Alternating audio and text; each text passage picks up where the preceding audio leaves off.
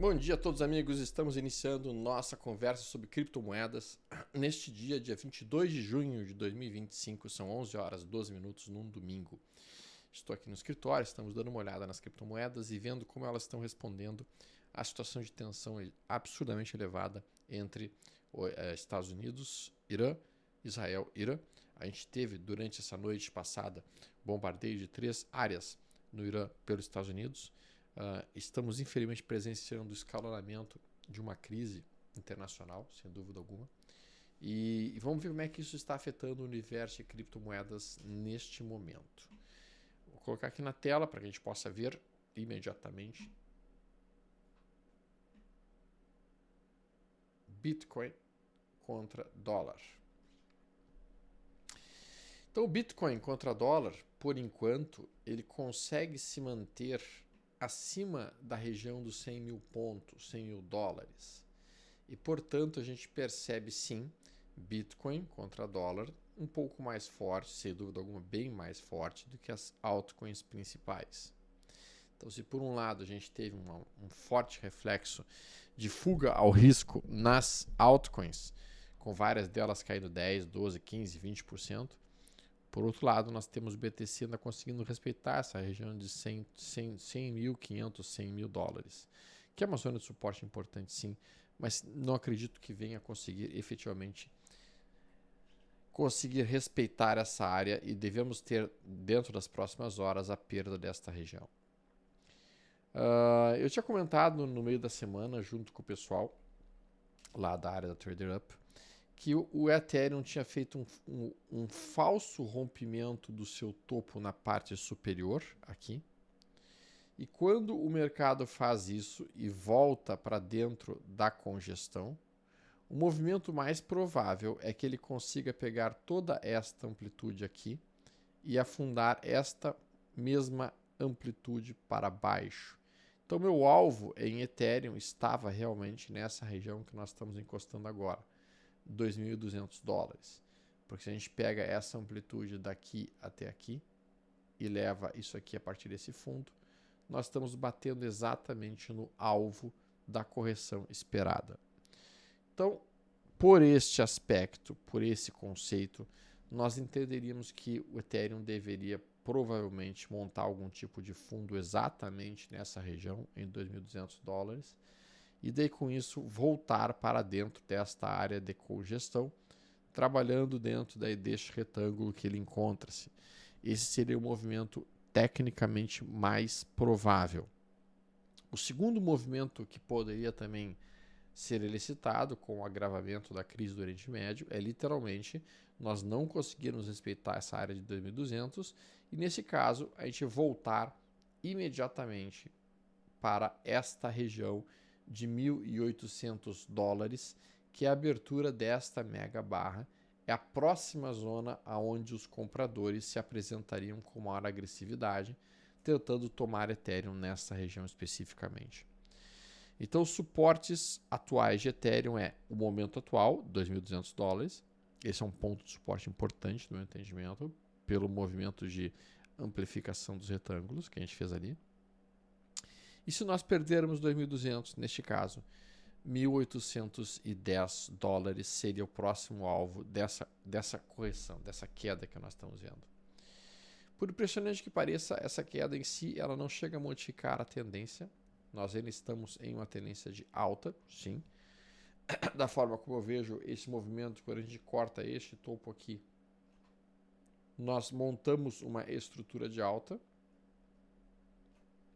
E somente a perda deste fundo, que aqui está, que é o último fundo validado em 1.720, reverteria a tendência e a estrutura de alta do Ethereum para uma estrutura de baixa. Então teremos que perder 1.720, coisa que por enquanto estamos relativamente longe.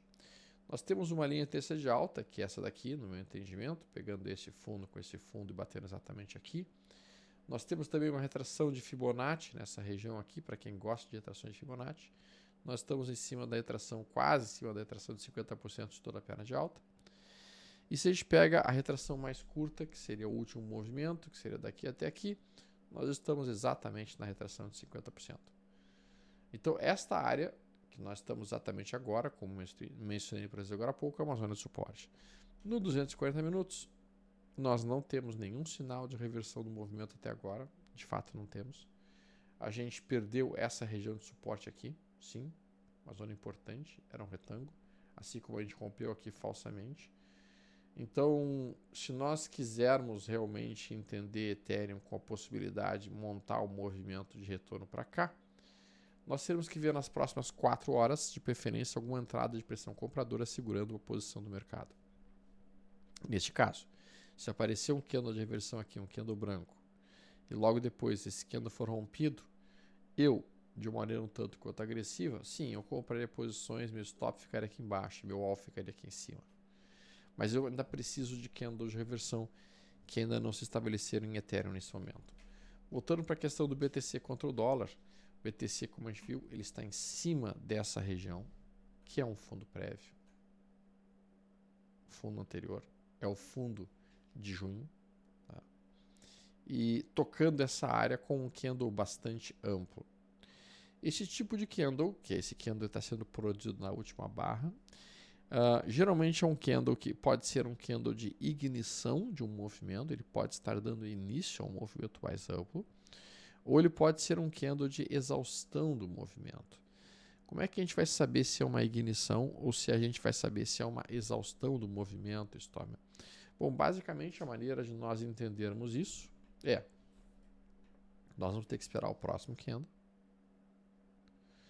Se o próximo candle for um candle de acomodação, ou seja, um candle relativamente estreito, como este, ou como este, ou como este, a partir desse momento, se for um candle estreito e rompe essa máxima, eu tenho uma compra para voltar para cá. Isso é que eu chamo de teoria do candle fechado. Nós fecharíamos um gap produzido aqui e voltaríamos para essa abertura. Se nós formarmos um candle estreito e o próximo candle perde essa mínima, nesse caso vai ser um candle de continuação da queda, para daí buscar o próximo suporte do Bitcoin, que encontra-se somente na região de 94 mil dólares. Então aqui, a forma como eu estou olhando do BTC justamente é essa. Para mim, o movimento mais provável, esse movimento aqui, ele é mais provável que você forme isso aqui, com um candle de reversão depois rompido, teoria do candle fechado, voltando para cá. Então estou esperando que forme este candle aqui nas próximas horas, para então poder voltar para essa região, eventualmente talvez até mesmo esta região, dentro do BTC.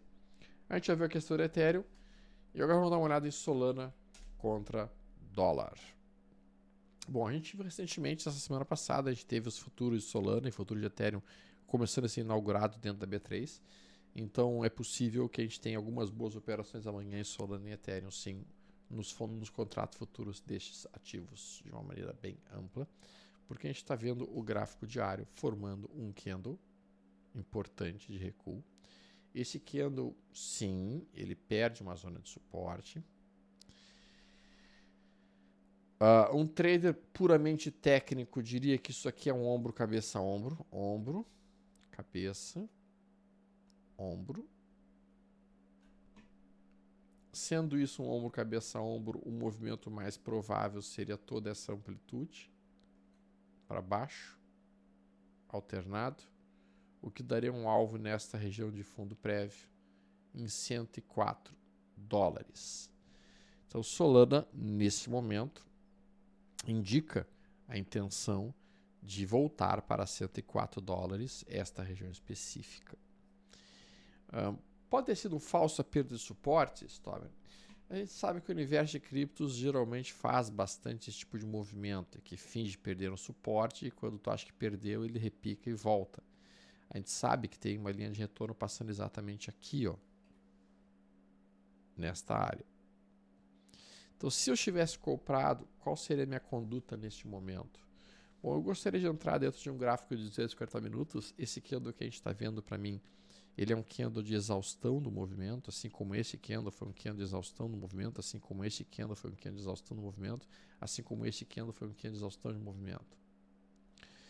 Eu entendo que esses candles, quando o mercado vem, por exemplo, caindo, tipo, faz um candle vermelho aqui normal, de tamanho normal, amplitude normal, e, digamos assim, movimentação clássica e sem grandes surpresas, certo?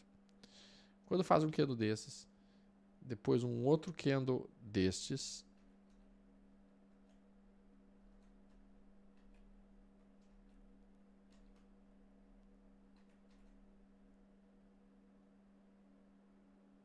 depois um outro candle destes, e aí faz um candle assim, ó.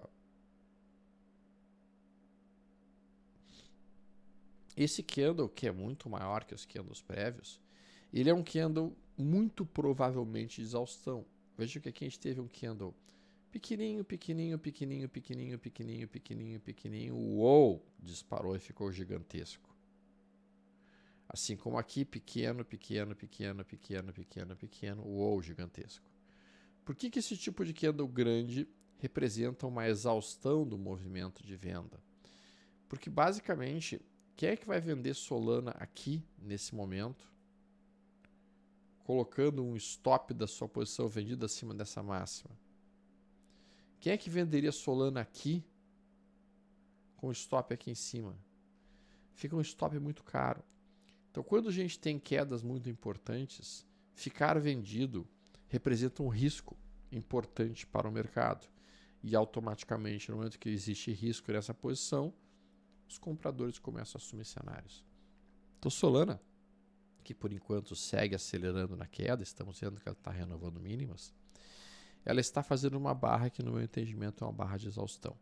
Quando essa barra terminar, não é agora, ainda tem mais 1 hora e 35 minutos para ela terminar, isso poderia sim sinalizar, se nas outras 4 horas fizermos um candle estreito, com essa ruptura desse candle estreito, um ponto de trade contra a tendência para buscar realmente um repique e voltar para esta região. Então, se eu tivesse comprado agora, eu já teria estopado quando perdeu essa mínima aqui, ó. Eu já teria sido acionado stop. Se o cara não acionou stop até agora, ele poderia sim optar por esperar um candle de reversão. Então, ele espera um candle de reversão pequenininho, estreito. Ele espera o rompimento desse candle de reversão para cima. E daí, quando se aproximasse desta região, que é a zona principal de resistência nesse momento, em torno de 140, eu entregaria as posições e esperaria para ver para que lado vai andar esse negócio, se vai voltar lá para o 104 ou se vai eventualmente retornar movimentação de alta, o que eu não vejo nesse momento como algo muito claro, a não ser que aconteça o desescalonamento da guerra do Irã contra Israel e Irã contra Estados Unidos. Né? Não é algo que parece que vai acontecer, mas a gente sabe que as coisas estão sendo muito dinâmicas nos últimos dias e muito rápidas. Tudo está mudando muito rápido em questão de 4, 5 horas. Então, de uma hora para outra, podem acontecer mudanças importantes nesse cenário que mexe muito com toda a economia mundial. Por que essa guerra Irã, Estados Unidos, ou mesmo Estados Unidos, Irã, ou mesmo Israel, Irã, por que essa guerra influencia tanto o mercado financeiro? Bom, basicamente porque no momento que tem um conflito naquela região, você automaticamente dificulta o transporte de petróleo naquela área toda, e aquela é uma das principais fornecedoras de petróleo do mundo. O que significa que o preço do petróleo dispara. O preço do petróleo disparando, a gente tem uma inflação mais elevada no mundo inteiro e, ao mesmo tempo, maior dificuldade de sair do processo de estagnação econômica que a gente encontra no mundo. Então, este tipo de conflito leva, sim, à possibilidade de uma estagnação econômica, com uma inflação alta, aquilo que recebe o nome de estagflação, e isso, por sua vez, pode simplesmente trazer todos os mercados para baixo, não apenas o mercado de criptos, mas também o mercado de ações, que, por enquanto, nos Estados Unidos, ainda não sentiu muito todo o desenlace dessa situação muito triste de guerra que está acontecendo. FET contra dólar segue na tendência de baixa do semanal. A gente comentou lá na TraderUp que FET contra dólar estava dentro de um canal de baixa, tinha feito 1, 2, 3 de venda e tinha acionado posições de venda quando perdeu realmente 0,70 centavos, com o objetivo de voltar num primeiro momento para 0,50, mas o objetivo final de todo o movimento, no meu entendimento, é voltar para 0,34,54. Então, FET segue tendência de baixa do gráfico semanal, segue tendência de baixa do gráfico diário, segue tendência de baixa do gráfico de 240 minutos. Aqui sim, não há absolutamente nenhum indicativo de tomada de posição, nem mesmo de trade contra a tendência. Estamos nos aproximando sim de um suporte em 0,50. Não acho que esse suporte vá ser respeitado, honestamente. No prazo mais longo, o meu entendimento é de fato que FET volte para esta região em 0,35. O cenário está difícil, está bastante complicado para ela, muita pressão de vendas, sem grandes necessidades de compradores tomando posições. Ela fez um duplo topo aqui, topo, topo e topo, perdeu esse fundo e agora o objetivo pelo menos é pegar essa amplitude aqui do canal, pega a amplitude inteira desse canal, dobra isso para baixo e isso busca o nosso alvo aqui que eu mencionei em 0,50. Então, se eu tivesse posicionado em FET agora, eu preferiria sair da posição. Porque eu prefiro sair a 0,56 e pensar em comprar perto de 0,50 ou perto de 0,35, se aparecer um sinal de compra, óbvio, do que ficar segurando um troço que está caindo no meio do vazio. Injective, outra cripto que eu gosto bastante e que eu entendo como bastante interessante, mas que nesse momento está, sim, feia. Reverteu tendência, saiu da tendência de alta do diário, entrou uma tendência de baixa no diário e volta para uma tendência de baixa no semanal. Cara, muito feio o sinal dado em Injective, sim. Olhando do ponto de vista puramente técnico, a gente tinha um fundo anterior estabelecido aqui. A gente perdeu esse fundo. A gente faz um pullback. A gente perde essa mínima. Isso é uma venda semanal para voltar pelo menos até o fundo prévio. É uma lástima de fato, mas Injective entra em tendência de baixa e desmotiva qualquer pessoa a manter-se comprada nela nesse momento. Tá? É verdade que nós estamos tocando esse suporte. É verdade que 9,25 é um suporte para Injective, sim. Mas o fato é que o risco de ficar comprado aqui nesse atual cenário de conflito bélico no Oriente Médio eu acho bastante elevado. Se eu fosse comprar alguma coisa aqui, eu esperaria que no diário aparecesse algum candle de reversão aqui, ó, respeitando esta order block, e aí rompesse essa máxima para empurrar esse movimento para cá. Mas não é um ativo que eu considere nesse momento como um dos mais interessantes. Eu vou ter um evento que eu vou participar em junho, na verdade em julho, sobre criptomoedas em São José dos Campos, e lá eu vou apresentar um pouquinho como é que eu faço para localizar aqueles ativos que encontram-se com maior potencial de alta para os próximos dias, para as próximas movimentações, para os próximos cenários. Tá? E aí eu vou apresentar basicamente como é que eu faço isso. Tá? A Injective não é uma delas, sem dúvida alguma. A Injective não encontra-se entre as criptos que eu estou olhando com mais força nesse momento. A TRX já é uma que viria nessa pegada, podemos por assim dizer. Deixa eu botar aqui TRX só para vocês poderem ver.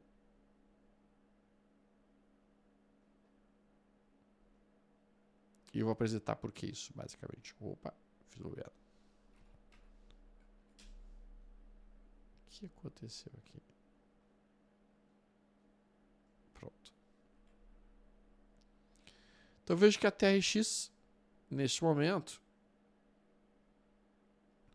ela apresenta-se também recuando, como todas as criptos no atual dia de hoje, mas o movimento da TRX de queda, por impressionante que pareça, é um movimento que demonstra mais força do que o dos outros ativos. Nós não sequer chegamos a perder ainda o nosso fundo de junho. Estamos aqui ainda tocando essa região. Enquanto que os outros ativos já estão perdendo o fundo de junho. A força da TRX nesse momento, ela apresenta-se superior à força dos outros ativos principais. O tamanho da queda dela foi um tamanho de queda menor. E isso imediatamente nos demonstra a possibilidade que a TRX, se o Bitcoin para de cair ou se o mercado para de cair, nós veríamos aqui um cenário mais altista para TRX do que para outras criptos de uma maneira geral. DAI contra dólar, tá? Nessa situação que a gente está vendo aqui, deixa eu só botar aqui um pouquinho. Outra cripto que começa a chamar um pouco mais atenção nesse momento, todas as principais altcoins, elas estão mais fracas que o Bitcoin, demonstrando sim, basicamente, que nós estamos dentro de uma Bitcoin season e não sendo muito sensato ficar posicionado em altcoins nesse momento, tá? E não é de fato sensato, nem um pouquinho sensato, eu diria, ficar posicionado em altcoins nesse momento, um momento de maior tensão mundial. A gente foge ou para dólar ou eventualmente para o próprio Bitcoin. Eu prefiro fugir até para o Bitcoin em si. Tá? Então, nesse momento, a maior parte das pessoas está fazendo justamente isso. Está transformando as suas criptos em Bitcoin. E quem não quiser ficar em Bitcoin está transformando em USDC, trazendo para dólar, e deixa lá na Coinbase, por exemplo, em que já fica fazendo uma remuneração de 4,5% ao ano em dólar por um stake automático que a própria Coinbase faz para, digamos assim, quem tem as suas USDCs lá. Então, acho que é uma conduta adequada nesse momento, um momento de maior tensão. O cara traz o dinheiro para cá, para uma USDC da vida, e trazendo para o USDC, fica remunerando 4,5, 4,6 em dólar e espera que essa crise passe. Quando aparecer o sinal de compra, o cara volta a tomar as criptos no ponto mais tranquilo, com elas sobrevendidas, com elas em estados mais agradáveis de compra. Quando a gente olha o BTC contra o estocástico lento, nós estamos vendo ele bastante sobrevendido, em cima de uma zona de suporte. E por isso que, no meu entendimento, o BTC, sim, assim como o próprio Ethereum, estão muito próximos de localizar algum tipo de repique, algum tipo de fundo específico nisto. Mas, como eu mencionei, por enquanto a situação está bastante tensa. A AVE contra dólar faz um movimento muito intenso. Vejam que a AVE já perdeu o fundo de junho, demonstrando que sim, ela está mais frágil do que o próprio BTC, demonstrando que sim, ela sentiu a pancada de fuga de risco que o mundo está fazendo e automaticamente houve uma queda muitíssimo importante de AVE nos últimos dias. Ela caiu aproximadamente 33% em 11 dias. No gráfico semanal, não chega a mudar a tendência? Cara, infelizmente o gráfico semanal ficou feio, porque o gráfico semanal da AVE tinha feito aqui um topo, a gente percebe esse topo desenhado aqui, máxima, massa mais alta, massa mais baixa. Esse topo havia sido rompido pela semana passada. E quando a gente perde essa mínima, isso aqui estabelece um trap, uma armadilha. Todo mundo comprou nessa semana, começa a estopar na perda da mínima de 251, e isso empurraria a AVE pelo menos para essa movimentação para baixo, buscando um alvo em AVE entre 191 e 168. Então esse é o alvo de queda de AVE contra dólar Tether nesse momento, tá? E esse ponto, esse sinal que foi dado aqui, é um sinal muitíssimo importante para os amigos conhecerem. Toda vez, e é difícil eu falar isso para criptos ou para mercado, tá? Toda vez que o mercado rompe um topo anterior, prestem muita atenção. Se acontecer a perda da mínima do candle que fez isso no candle seguinte, o mercado vai rejeitar rapidamente aquele movimento e vai empurrar para baixo com violência. Assim como quando nós perdemos um fundo prévio e no candle seguinte a gente rejeita a perda desse fundo, nós imediatamente estamos construindo um trap de compra e seria um movimento bastante interessante para ser acionado compra. Aqui a gente tem um caso. A gente tinha um fundo estabelecido aqui. Este candle perde o fundo prévio. O candle seguinte diz não e rompe essa máxima. E automaticamente a gente faz um belo movimento de alta. Isso aqui é um trap de compra. Então os traps, que eu já apresentei algumas vezes aqui para os amigos, eles são ferramentas extremamente importantes para nós traders. Nos indicam quando o mercado rejeita uma região rompida ou quando rejeita uma região perdida de suporte. Eu obviamente não faria nenhuma venda aqui, eu acho que já passou do ponto de fazer venda, é óbvio.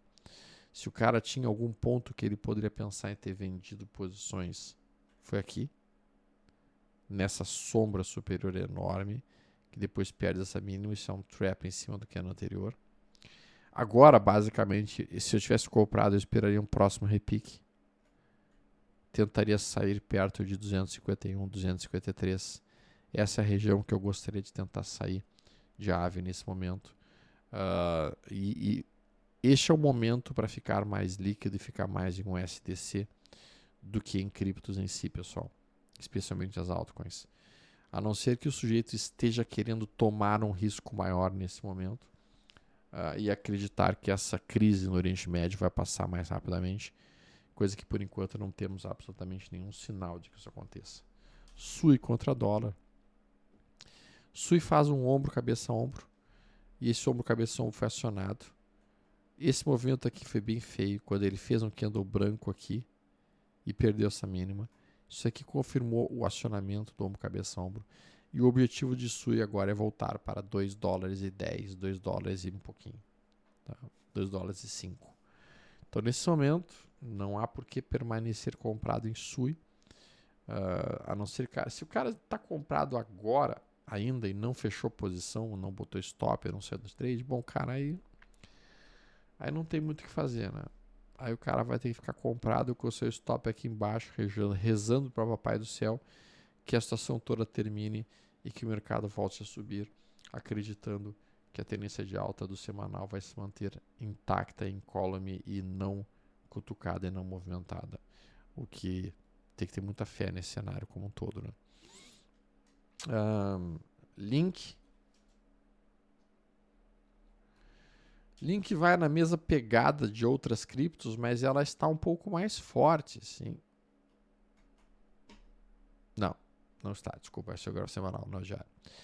Link já perdeu o fundo de junho, e agora Link vem buscar a região de 10 dólares.